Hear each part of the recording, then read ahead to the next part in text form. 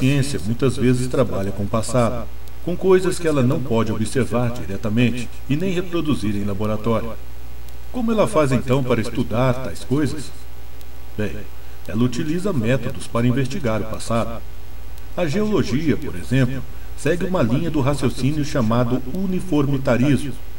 O uniformitarismo se baseia naquilo que podemos chamar de atualismo geológico.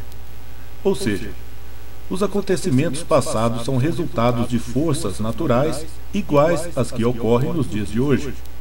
Em outras palavras, o presente é a chave do passado. Por exemplo, vamos supor que você esteja caminhando por um lugar desconhecido. De repente, você encontra uma cidade abandonada. Você nota que tudo na cidade está coberto por uma camada de cinza. De onde veio aquela cinza? Qual foi a causa dela? Você não estava presente no momento em que aquela cinza chegou ali. Você não presenciou o fato. Como então investigar o que aconteceu? Que tal aplicarmos o uniformitarismo para tentar descobrir? Podemos começar com um método bem simples chamado inferir a melhor explicação. Esse método também é conhecido como método das múltiplas hipóteses que competem entre si. Partindo do princípio uniformitarista de que o presente é a chave do passado, devemos então criar múltiplas hipóteses que poderiam explicar a origem daquela cinza.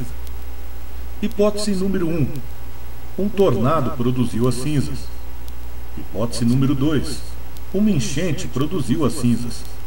Hipótese número 3. A aurora boreal produziu as cinzas. Hipótese número 4. Um vulcão produziu as cinzas. Agora vamos utilizar o presente para explicar o passado. Hoje em dia observamos tornados produzindo cinzas? Não. Então a hipótese do tornado está descartada. Hoje em dia observamos enchentes produzindo cinzas? É claro que não. Descartada então a hipótese da enchente. Atualmente observamos auroras boreais produzindo cinza? É claro que não. E quanto aos vulcões? Nos dias atuais podemos observar erupções vulcânicas e já observamos que os vulcões produzem cinza. Portanto, a teoria de que os vulcões produziram aquela cinza é cientificamente aceitável e racional dentro do método uniformitarista. E quanto à informação codificada presente no DNA? Será que poderíamos utilizar esse mesmo método para inferir sua causa? Lembrando que até mesmo Darwin utilizou esse método para sustentar a evolução. Poderíamos utilizar então esse método em favor da proposta do design inteligente? Estou certo que sim. Mas para que você entenda o meu raciocínio, é indispensável que você entenda perfeitamente o que é uma informação codificada. Vou citar alguns exemplos de informação codificada, explicando de forma mais simples possível para que todo mundo possa entender. Primeiramente, gostaria de deixar bem claro que a informação codificada no DNA não é uma hipótese, é um fato. Nenhum cientista, seja ele criacionista ou evolucionista, duvida da existência de informação codificada no DNA. O que é discutido não é se existe ou não informação codificada no DNA, mas se essa informação foi produzida por inteligência ou por forças naturais não inteligentes. O que é informação codificada? Informação codificada é algo que transmite uma mensagem racional, uma mensagem que pode ser decodificada, interpretada, entendida, lida. Uma mensagem com um propósito, com uma função. O texto de uma carta, por exemplo, é um tipo de informação codificada. Por quê? Porque as letras ali são colocadas numa sequência coerente. Essa sequência de letras forma palavras. A sequência coerente das palavras forma frases. E a sequência coerente das frases forma o texto da carta. Esse texto pode ser compreendido por quem o ler. Pode transmitir uma informação. Se a pessoa fosse colocando letras aleatoriamente, uma atrás das outras, sem nenhum controle inteligente, o texto não transmitiria mensagem alguma. Ele não teria sentido. E como uma pessoa consegue escrever um texto compreensível? A única maneira é se ela utilizar a inteligência. Por que macacos não podem escrever cartas? Simples. Macacos não são seres racionais. Para escrever uma carta, você precisa usar a inteligência. Portanto, só um ser racional é capaz de escrever uma carta. O texto de uma carta ou jornal é uma informação codificada, pois foi coligida de forma lógica para transmitir uma mensagem. O código Morse também é um exemplo de informação codificada. Trata-se de um código muito simples, gerado por um sinal curto, representado por um ponto, e por um sinal longo, representado por um traço. Ao colocar esses sinais numa sequência lógica, você transmite a mensagem que quiser.